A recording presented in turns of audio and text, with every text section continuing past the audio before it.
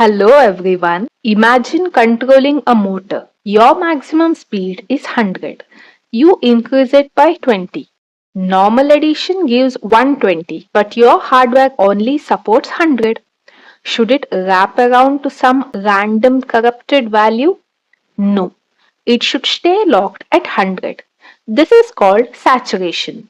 And ARM provides special instructions for exactly this.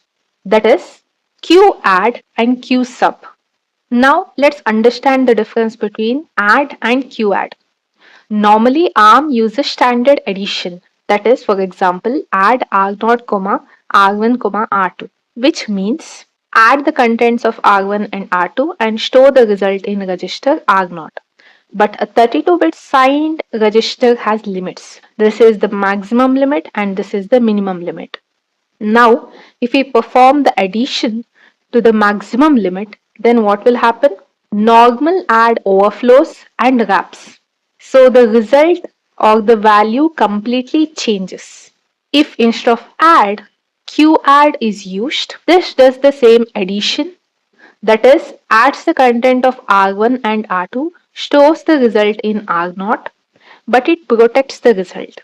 If the value crosses the limit, that is positive overflow, clamp to the maximum positive limit. In case of negative overflow, clamp to negative limit.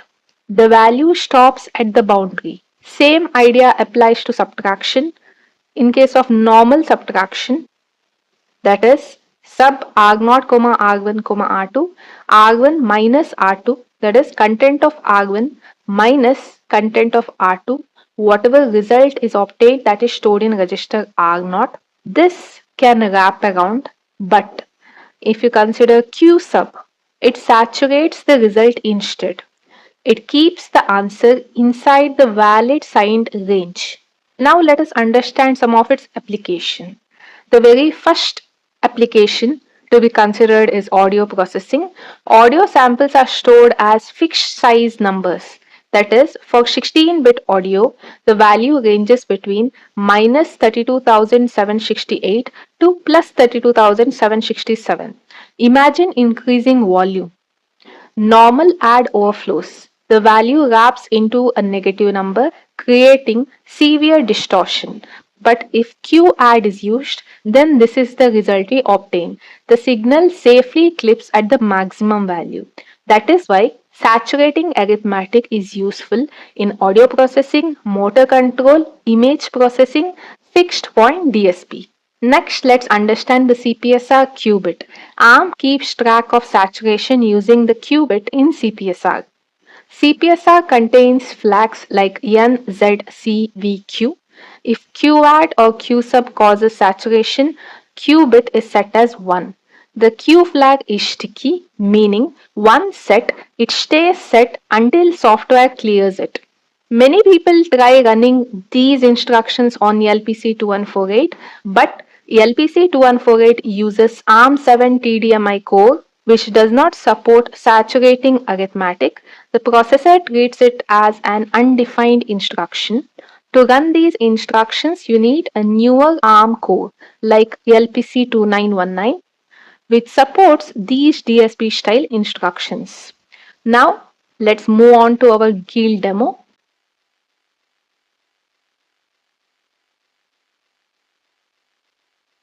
Let's run this code and understand the difference between add and saturating add. No error, so we'll go ahead with debugging. In the very first step, we are loading our most positive 32-bit signed number into register R1 and R2 is loaded with the value 1.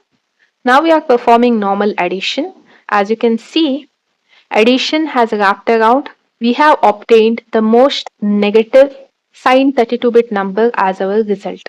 Now, if we go ahead and perform QADD or saturating add, then the result we obtain is the most positive 32-bit number possible. Along with that, Q is set as 1 to indicate saturation has happened.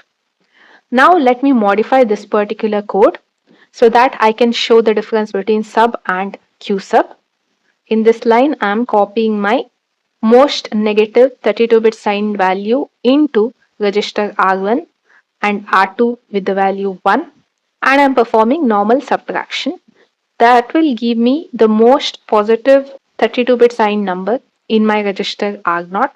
But when I perform QSUB, the result I obtain is most negative 32-bit signed number itself. But if I check in the CPSR, the Q bit is set as 1 to indicate that saturation has happened. That's all about this code.